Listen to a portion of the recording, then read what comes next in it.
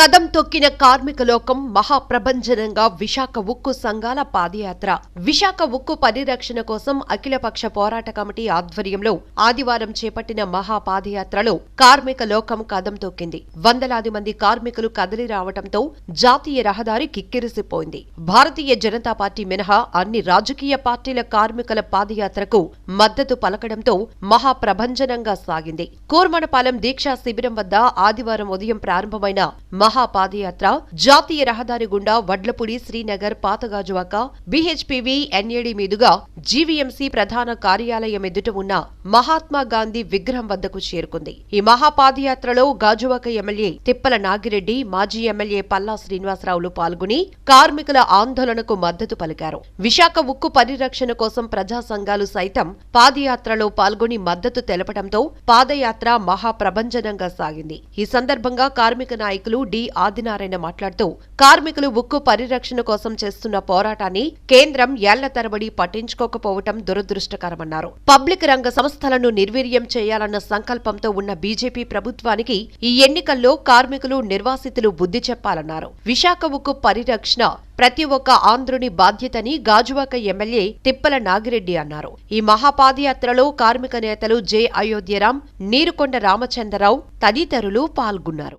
విశాఖ ఉక్కు కార్మికులు, నిర్వాసితులు, కాంట్రాక్ట్ కార్మికులు ఇప్పటికే 3 సంవత్సరాల నుంచి సుదీర్ఘ పోరాటం మనం చేస్తున్నాం. అంత పోరాటం చేసినప్పుడు కూడా కేంద్ర ప్రభుత్వం ఇటు స్టీల్ ప్లాంట్ యాజమాన్యం మన ఆర్థిక ప్రయోజనాలను రోజు రోజుకి దిగదారుస్తూ, అలాగే ఉన్నటువంటి సహనాన్ని కూడా కోల్పోయేలాగా విశాఖపట్నం స్టీల్ ప్లాంట్ని ఉత్పత్తి సాధించాలని చెప్పేసి మనం అనేక ప్రయత్నాలు, పూర్తిస్థాయి ఉత్పత్తి సాధించాలని చెప్పేసి మనం పోరాటం నిజాయితీగా చేస్తున్నప్పుడు కూడా కేంద్ర ప్రభుత్వం ఇంకా ముందుకెళ్తుంది. కార్మికుల మీద దాడులు ప్రారంభించింది. దీనికి వ్యతిరేకంగా ఇవాళ అనేక పోరాటాలు, అనేక త్యాగాలు మీరందరూ కూడా చేశారు. ఈరోజు మన భారత ప్రభుత్వ రంగ సంస్థ Rashtriya Ispat Nigam limited Visakhapatnam steel plant అమ్మకాన్ని వ్యతిరేకిస్తూ దాదాపు 3 సంవత్సరాల నుంచి మేము పోరాటం చేస్తున్నాము. ఇప్పుడు విశాఖ ఉక్కు కర్మాగార పరిస్థితి ఏంటంటే, ఇది డాక్టర్ అయితే వచ్చారు, కానీ డాక్టర్ వచ్చే లోపల పేషెంట్ మరణించారనే స్థాయికి దిగజారిపోయింది. ఇప్పుడు అది పరిస్థితి ఏంటంటే, రా మెటీరియల్స్ లేదు, వర్కింగ్ క్యాపిటల్ ఇవ్వడం లేదు, చేతికి ఒక 5,000 కోట్లు, కనీసం ఒక 5,000 కోట్లు బ్యాంకుల ద్వారా అప్పులు ఇప్పించండి అన్నా కూడా ఈ మోడీ ప్రభుత్వం కనికరించట్లేదు.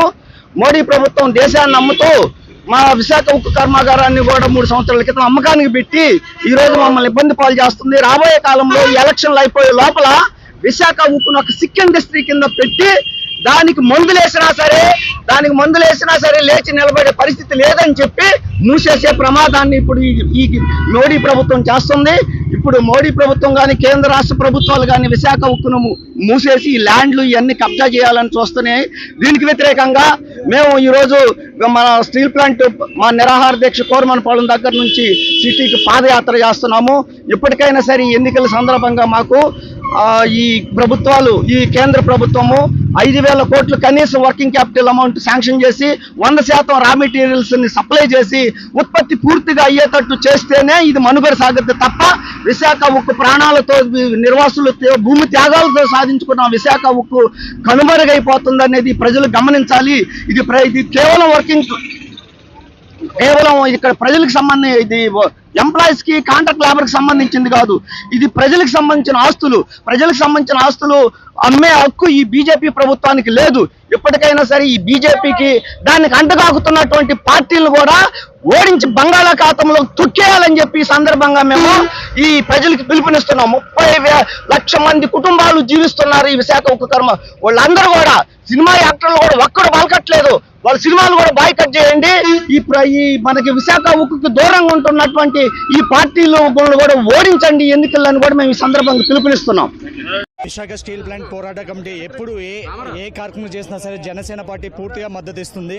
కేంద్ర ప్రభుత్వం తీసుకున్న నిర్ణయాన్ని జనసేన పార్టీ పూర్తిగా వ్యతిరేకిస్తుంది. ముందు నుంచి కూడా శ్రీ కొణిదెల పవన్ కళ్యాణ్ గారు కానీ, అలాగే మా పిఎస్సీ చైర్మన్ నాదెండ్ల మనోహర్ గారు కానీ ఈ నిర్ణయం వచ్చిన వెంటనే ఢిల్లీలో వెళ్లి అమిత్ షా గారిని, అలాగే కేంద్ర ప్రభుత్వంలో ఉన్న అందరినీ కూడా కలడం. ఈరోజు మన భారత ప్రభుత్వ రంగ సంస్థ Rashtriya Ispat Nigam limited Visakhapatnam steel plant అమ్మకాన్ని వ్యతిరేకిస్తూ దాదాపు 3 సంవత్సరాల నుంచి మేము పోరాటం చేస్తున్నాము.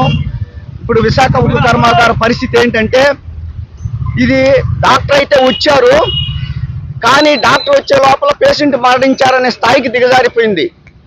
ఇప్పుడు అది పరిస్థితి ఏంటంటే, రా మెటీరియల్స్ లేదు, వర్కింగ్ క్యాపిటల్ ఇవ్వడం లేదు, చేతికి ఒక 5,000 కోట్లు, కనీసం ఒక 5,000 కోట్లు బ్యాంకుల ద్వారా అప్పులు ఇప్పించండి అన్నా కూడా ఈ మోడీ ప్రభుత్వం కనికరించట్లేదు. మోడీ ప్రభుత్వం దేశాన్ని అమ్ముతూ మా విశాఖ ఉక్కు కర్మాగారాన్ని కూడా 3 సంవత్సరాల క్రితం అమ్మకానికి పెట్టి ఈ రోజు మమ్మల్ని ఇబ్బంది పాలు చేస్తుంది. రాబోయే కాలంలో ఈ ఎలక్షన్లు అయిపోయే లోపల విశాఖ ఉక్కును ఒక సిక్ ఇండస్ట్రీ కింద పెట్టి దానికి మందులేసినా సరే లేచి నిలబడే పరిస్థితి లేదని చెప్పి మూసేసే ప్రమాదాన్ని ఇప్పుడు ఈ మోడీ ప్రభుత్వం చేస్తుంది. ఇప్పుడు మోడీ ప్రభుత్వం కానీ కేంద్ర రాష్ట్ర ప్రభుత్వాలు కానీ విశాఖ ఉక్కును మూసేసి ఈ ల్యాండ్లు ఇవన్నీ కబ్జా చేయాలని చూస్తున్నాయి.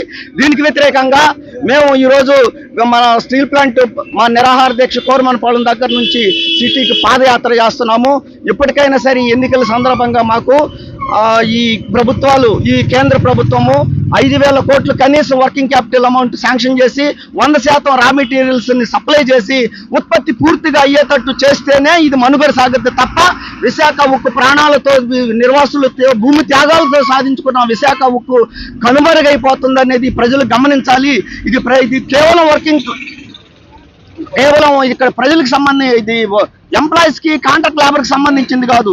ఇది ప్రజలకు సంబంధించిన ఆస్తులు అమ్మే హక్కు ఈ బీజేపీ ప్రభుత్వానికి లేదు. ఇప్పటికైనా సరే ఈ బీజేపీకి దానికి అంటగాకుతున్నటువంటి పార్టీలను కూడా ఓడించి బంగాళాఖాతంలో తొక్కేయాలని చెప్పి ఈ సందర్భంగా మేము ఈ ప్రజలకు పిలుపునిస్తున్నాం. 30 లక్షల మంది కుటుంబాలు జీవిస్తున్నారు ఈ విశాఖ ఉక్కు కర్మ. వాళ్ళందరూ కూడా సినిమా యాక్టర్లు కూడా ఒక్కడు బలకట్లేదు. వాళ్ళ సినిమాలు కూడా బాయ్కట్ చేయండి. ఈ మనకి విశాఖ ఉక్కుకి దూరంగా ఉంటున్నటువంటి ఈ పార్టీలు కూడా ఓడించండి ఎన్నికలను కూడా మేము ఈ సందర్భంగా పిలుపునిస్తున్నాం. అందరికీ నమస్కారం. ఈరోజు విశాఖపట్నం స్టీల్ ప్లాంట్ నుంచి జీవీఎంసీ గాంధీ విగ్రహం వరకు స్టీల్ ప్లాంట్ ఉద్యోగస్తులు అలాగే యూనియన్ నాయకులు అందరూ సమక్షంలో ఈరోజు చాలా పెద్ద ఎత్తున పాదయాత్ర జరుగుతుంది. చాలా మన విశాఖపట్నంలో విశాఖ స్టీల్ ప్లాంట్ అనేది చాలా పెద్ద సంస్థ. కొన్ని కోట్ల టర్నోవర్తో ప్రతి సంవత్సరం కూడా లాభాలతో ముందుకు వెళ్తున్న సంస్థ ఏదైనా ఉందంటే విశాఖ స్టీల్ ప్లాంట్. అటువంటి విశాఖ స్టీల్ ప్లాంట్ 32 మంది ప్రాణత్యాగాలతో ఏర్పడింది ఇక్కడ మన స్టీల్ ప్లాంట్. అటువంటి స్టీల్ ప్లాంట్ని ఇప్పుడు కేంద్ర ప్రభుత్వము ప్రైవేటీకరణ చేస్తుందని చేయడానికి గత 3 సంవత్సరాల క్రితము ప్రైవేటీకరణ చేస్తున్నామని తెలియపరిచారు. అప్పటి నుంచి ఇప్పటి వరకు కూడా ఉద్యోగస్తులు కానివ్వండి, కార్మిక నాయకులు, యూనియన్ లీడర్స్ అందరూ కూడా పెద్ద ఎత్తున 3 సంవత్సరాల నుంచి నిరసన తెలియజేస్తున్నారు. అయినప్పటికీ కూడా కేంద్ర ప్రభుత్వము కొంచెం కూడా దిగి రాకుండా ఎటువంటి నిర్ణయాలు కూడా తీసుకోకుండా ఈరోజు ఇంత కాలయాపన చేసింది కేంద్ర ప్రభుత్వము. అంతేకాకుండా విశాఖ స్టీల్ ప్లాంట్ కరోనా లాంటి విపత్కర పరిస్థితుల్లో కూడా జనాలకి ఆక్సిజన్ సరఫరా చేసే విషయంలోనూ, బెడ్స్ ఇచ్చే విషయంలోనూ కూడా ఎంతో సేవ చేసిన సంస్థ విశాఖ స్టీల్ ప్లాంట్ సంస్థ. అంతేకాదు మార్చి 18, 2021లో కౌన్సిల్ ఏర్పడింది. ఆ మొదటి కౌన్సిల్లోనే స్వయంగా నేనే ఎజెండా ప్రిపేర్ చేసి విశాఖ స్టీల్ ప్లాంట్కి ప్రైవేటీకరణకు వ్యతిరేకంగా తీర్మానం ఏకగ్రీవంగా చేసి రాష్ట్ర ప్రభుత్వానికి, కేంద్ర ప్రభుత్వానికి కూడా పంపించడం జరిగింది. అలాగే తరువాత రాష్ట్ర ప్రభుత్వం కూడా అసెంబ్లీలో తీర్మానం చేసి కేంద్ర ప్రభుత్వానికి పంపించారు. అలాగే ఎయిర్పోర్ట్లో కూడా మన ముఖ్యమంత్రి శ్రీ వైఎస్ జగన్మోహన్ రెడ్డి గారు ఉద్యోగస్తులతోనూ కార్మిక యూనియన్ నాయకులతో కూడా చర్చించడం కూడా జరిగింది. అయినప్పటికీ కూడా కేంద్ర ప్రభుత్వం ఇప్పటికీ కూడా దిగి రాలేదు. అలాగే మన పార్లమెంట్ సభ్యులు అందరూ కూడా పార్టీలకు అతీతంగా స్టీల్ ప్లాంట్ వ్యతిరేకానికి పోరాటం చేస్తున్నారు. కానీ ఇప్పటికీ కూడా కేంద్ర ప్రభుత్వం ఎటువంటి నిర్ణయం కూడా తీసుకోలేదు. ఇప్పుడైనా కేంద్ర ప్రభుత్వము నిర్ణయం తీసుకొని ఏదైతే స్టీల్ ప్లాంట్ని ప్రైవేటీకరణ చేయకుండా ఆపాలని తెలియజేసుకుంటూ సెలవు తీసుకుంటాం. చేయకపోతే బీజేపీ తగిన బుద్ధి చెబుతాం ఖచ్చితంగా. ఈరోజు స్టీల్ ప్లాంట్ చంపేశారు. దీన్ని నష్టాలు పాలు చేసి అమ్ముదాం ఉద్దేశం. గత 2 సంవత్సరాల నుంచి కూడా రా మెటీరియల్ కూడా ఇవ్వకుండా, ఐరన్ ఓర్ ఇవ్వకుండా, కోల్ ఇవ్వకుండా, కోకింగ్ కోల్ ఇవ్వకుండా, కార్మికులకి వేతన ఒప్పందం చేయకుండా నానా హింసలు పెడుతుంది కేంద్ర ప్రభుత్వం. ఈ రోజు మేము ఎన్నికలు కోడ్ వచ్చే ముందు ఖచ్చితంగా విశాఖపట్నం స్టీల్ ప్లాంట్ ప్రభుత్వం కూడా కొనసాగిస్తామని లేదా సేల్ మేర్చేస్తామని మోడీ గారు ప్రకటన చేయాలని చెప్పి పోరాట కమిటీ ఈరోజు డిమాండ్ చేస్తున్నాం. ఆ సందర్భంగా ఈ రోజు మరి కోరవనపాలెం టెంట్ దగ్గర నుంచి సిటీ జిఎంసీ వరకు పెద్ద ఎత్తున పాదయాత్ర పాల్గొంటున్నారు కార్మికులు. అలాగే అన్ని రాజకీయ పార్టీలు కూడా పాల్గొంటున్నాయి. ఇది కానీ చేయకపోతే రేపు ఎన్నికల్లో బీజేపీకి తగిన ప్రజల బుద్ధి చెప్తారని చెప్పి హెచ్చరిస్తున్నాం. సంవత్సరాల క్రితం కేంద్ర ప్రభుత్వం విశాఖ స్టీల్ ప్లాంట్ 100% వాటాలు అమ్మాలని నిర్ణయం చేసింది. కానీ 1% కూడా వాటాలు అమ్మలేకపోయింది. ఇప్పుడు మేము తక్షణం ఎన్నికల ముందు ఏకైక డిమాండ్ ఏమిటంటే వాళ్ళు జారీ చేసినటువంటి నోటిఫికేషన్ విరమించుకోండి. మీరు ఎలాగా గన్లు ఇవ్వలేదు, మీరు ఎలాగా దీనికి ప్లాంట్ని 30% పైగా నడపకుండా ఉత్పత్తి చేయకుండా నష్టాల్లోకి తీసుకొచ్చారు. మీరు చేయగలిగిన ఏకైక పని ఏమిటనంటే మీరు ఇచ్చినటువంటి నోటిఫికేషన్ విరమించుకోకపోతే మాత్రం బీజేపీకి రాష్ట్రంలో తగిన మూల్యం చెల్లించుకోవాల్సి వస్తుంది. ప్రజలు రాష్ట్ర ప్రజానీకం బుద్ధి చెబుతారు. ఇప్పటికైనా మీరు ఇచ్చినటువంటి స్టీల్ ప్లాంట్ 100% వాటాలమ్మేటువంటి నిర్ణయాన్ని విరమించుకోవాలని మేము విశాఖ ఉక్కు పరిరక్షణ పోరాట కమిటీ ఆధ్వర్యాన్ని డిమాండ్ చేస్తున్నాం. బీజేపీ ప్రభుత్వం క్యాబినెట్లో విశాఖ స్టీల్ ప్లాంట్ని ప్రైవేట్ పరం చేయాలని తీర్మానించిన వెంటనే ఇమీడియట్లీగా మరి స్థానిక శాసనసభ్యుడిగా నేను, అలాగే ముత్తంశెట్టి శ్రీనివాస్ మంత్రివర్యులుగా, అలాగే మరి ఆనాడు ఎంవి సత్యనారాయణ గారి ఎంపీగా, అనకాపల్లి ఎంపీ సత్యవతి, అలాగే ఉత్తరాంధ్ర జిల్లాల ఇన్ఛార్జిగా ఉన్నటువంటి విజయసాయిరెడ్డి గారు స్పందించి ఈ ప్లాంట్ సెంటిమెంట్తో సంపాదించుకున్నటువంటి ప్లాంటు, ఎవరో దయోదాక్షణతో వచ్చినటువంటి ప్లాంట్ కాదు. 32 మందిని బలిదానం సమర్పించిన తర్వాత వచ్చినటువంటి ప్లాంటు. ఈ ప్లాంట్ని ఎట్టి పరిస్థితుల్లో ప్రైవేట్ పరం కానందుకు వీలు లేదు. 26,000 ఎకరాల భూమిని కేవలం 1,270 రూపాయలకే ఆనాడు 60 గ్రామాల తాలూకా ప్రజలు 26,000 ఎకరాలు ఇచ్చారు. 60 గ్రామాల్ని షిఫ్ట్ చేసి 5 పునరావాస కేంద్రాలుగా ఏర్పరిచారు. 16,500 మందిని మరి వాళ్ళకి అందరికీ ఉద్యోగాలు ఇస్తామని ఆర్కార్డులు ఇచ్చారు. 4 దశాబ్దాలు అయినప్పటికీ ఈవేళ 8,250 మందికి ఉద్యోగాలు ఇచ్చారు. మిగతా 8,250 మంది కూడా లైవ్లీవుడ్కి కూడా ఇబ్బంది పడుతూ ఇవాళ పాసి పనులు చేసుకుంటూ ఆఫీసర్ ఇళ్లలో జీవనం గడుపుతున్నారు.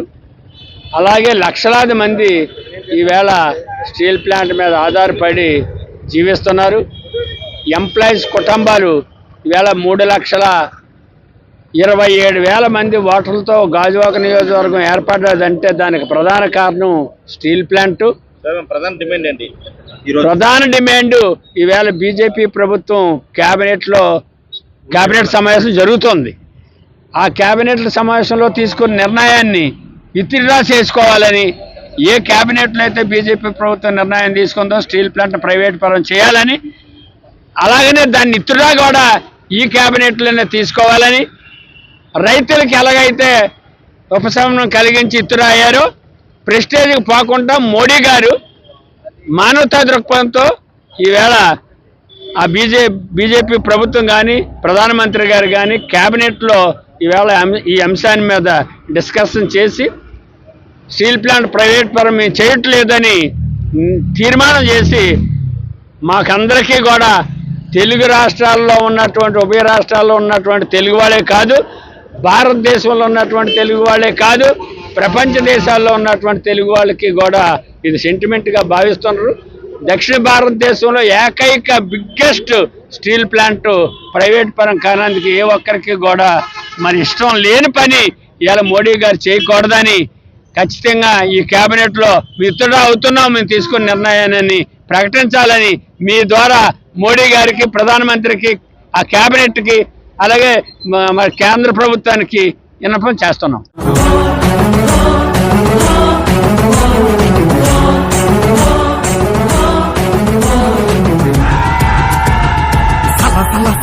సలసల మా రక్తం మరుగుతుంది, భగ భగ భగ భగ భగ భగ మా గుండె మండుతుంది.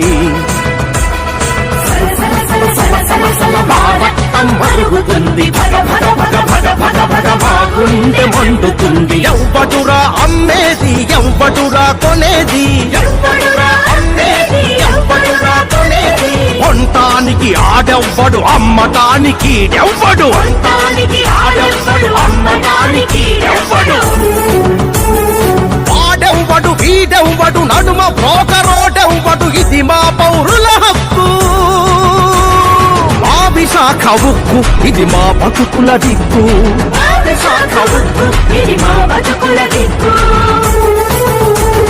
జాతిని నడిపించే దేశమెన్ను పూసల్లో మా నెత్తురు గడ్డ కట్టి నిలిచిన విశాఖ ఉక్కు ఆ జీవన హక్కురా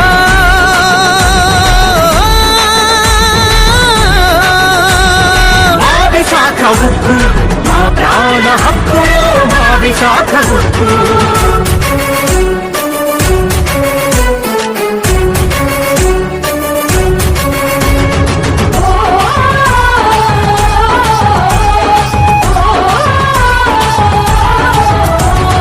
ఒకప్పుడి విశాఖంటే చేపలు పట్టే ఊరు భీముని పట్నం కంటే చాలా చిన్న పల్లెటూరు విశాఖ పోర్ట్ వచ్చినాక పెద్ద పట్నమైంది స్టీలు ప్లాంట్ షిప్ యార్డుతో మహాపట్నమైంది హిందుస్థాన్ పెట్రోలియం DCIలు విశాఖ ఉక్కు BHEL NTPC ఇలా ఇలా ఇంతకంత ఎంతెంతో ఎదిగింది